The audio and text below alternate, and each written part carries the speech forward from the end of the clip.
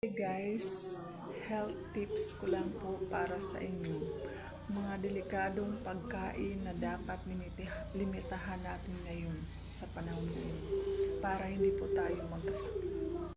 Kaya kayo guys, kung madalas man nyo po yan kinakain, limitahan nyo na po ngayon para iwas po kayo sa mga sakit. Sa atin mawawala kung tayo ay mag-iingat din po sa mga kinakain natin. Sa tips ko lamang po yan po para sa inyo. Thanks for watching guys. Hey guys, health tips ko lang po para sa inyo.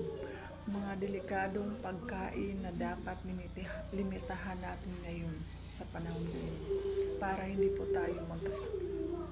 Kaya kayo guys, kung madalas man nyo po yan kinakain, limitahan nyo na po ngayon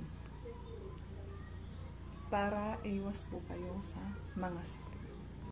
Sa atin mawawala kung tayo ay mag-iingat din po sa mga kinakain natin. Sa tips ko lamang po yan po para sa inyo. Thanks for watching guys.